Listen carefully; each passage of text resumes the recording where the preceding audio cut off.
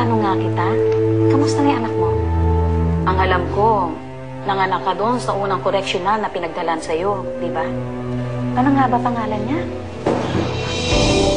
Ano to, ha? At sino kang pumasok dito sa opisina ko?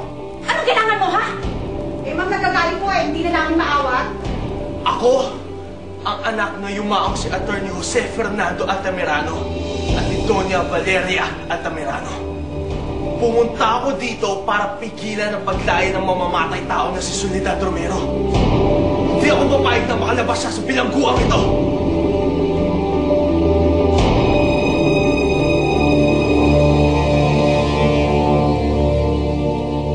Behave! Halika na rito! Come, come! Wala kayong karapatan palayain ng kriminal na yun. 24 years ang sentensya para sa kanya.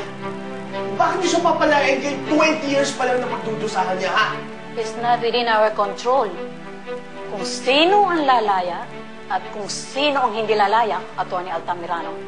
Ang mataas na hukuman na nagdesisyon nun at hindi ang koreksyonal na ito. We just facilitate the release. Hindi ako papayag! Insulto sa pamilya ko paglayan ng babae niya. Kailangan ma-reverse ang court order agad-agad!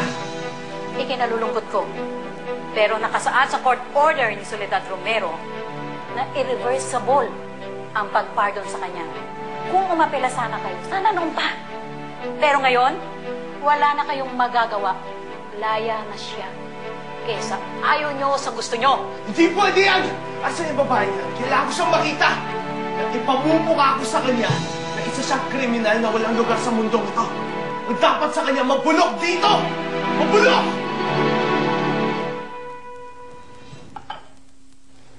Bakit kaya ganito si Itay? Dati, galit na galit siya kay Kuya Beto.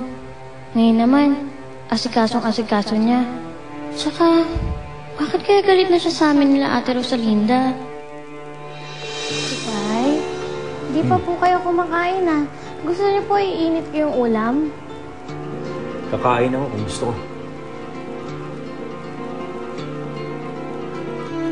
Sana di ko na nalaman na isa kina Lucy, Rosalinda, at Pedro ang hindi ko anak para wala akong nararamdamang galit.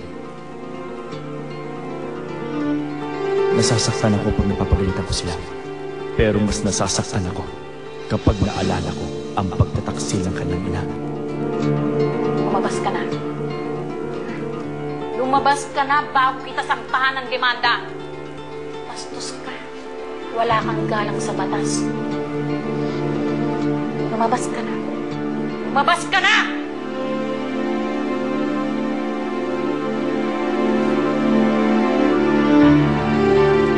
Beto, sabay mo na ako kumain na. Sige, ho. Buti na lang. At si Beto ay sigurado kung sa akin ang galing. Oh. Okay, ano yata dyan? Ayan, lechon. Uy! Sarap na ito ah. Lechon paksi. Ako ito ah.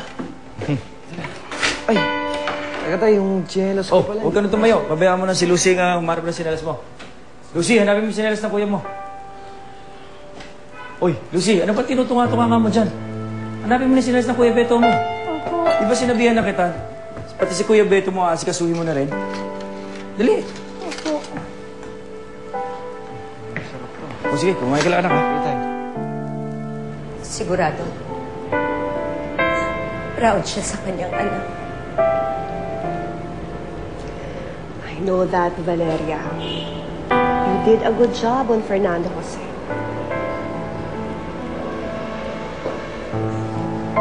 Kung hindi lang sana siya pinatay ng ambisyosang Soledad Romero na yun. Sana, sabay namin pinalaki ang anak namin. Tapos ngayon, palalayain pa nila siya. Palalayain pa nila ang hayop na yun. There, Valeria. I'm sure magagawa ng paraan ni Fernando Jose ang paglaya ni Soledad. Sana nga.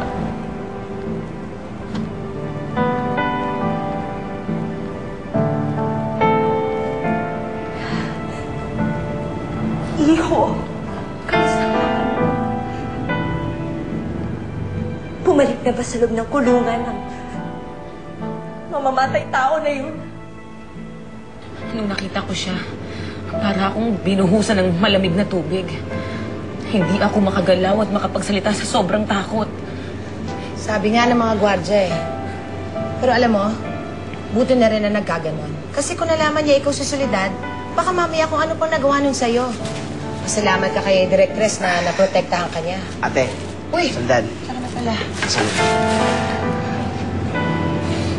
Soledad, bakit? Yung anak ng Jose Fernando Altamirano sumugod dito.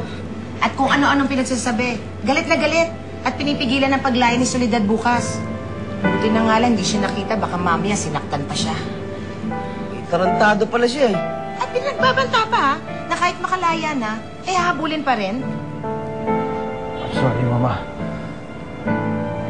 Pero wala akong nagawa para pigilan ang paglaya niya.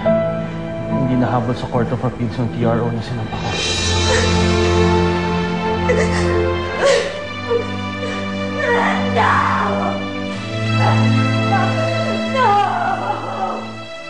Fernando Jose, balik mo na doon sa kulungan.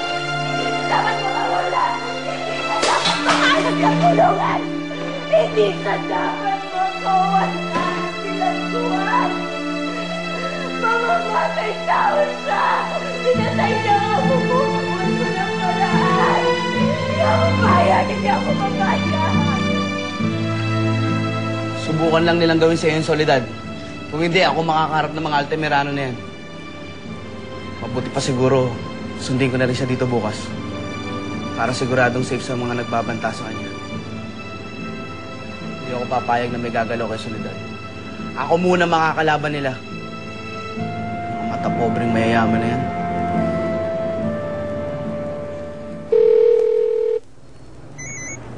Hello, Fernando Jose. Hello, Rosalinda. Susunduin kita mamaya pagkatapos ng trabaho ko. Bakit parang malungkot ka? May nangyari ba? Mahabang kwento eh. Kukwento ko na lang sa'yo mamaya, okay? Sige. Bye.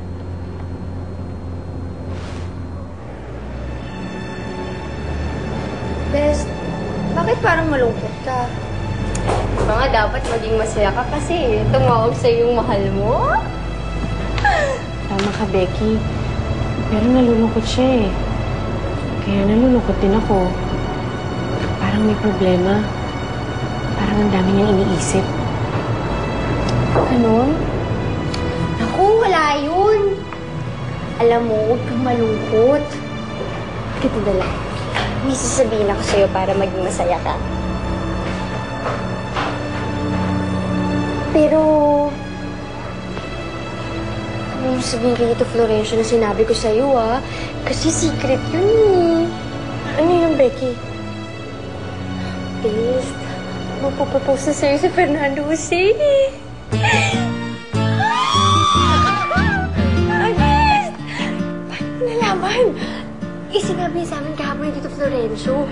Ako, Best, dapat na secret namin yun, eh. Pero hindi naman kayang hindi sabihin sa'yo kasi best friend kita, Best. Yung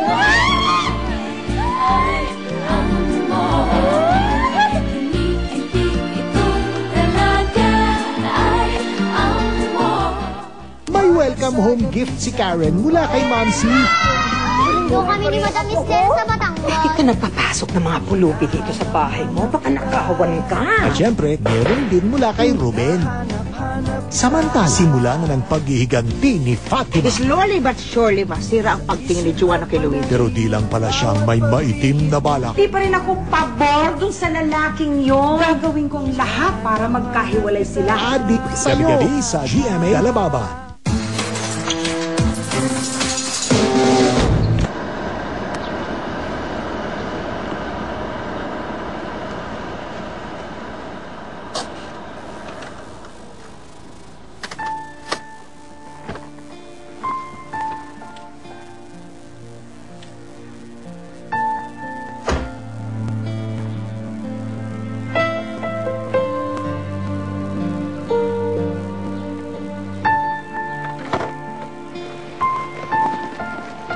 Dito ba nakalibing ang iyong papa?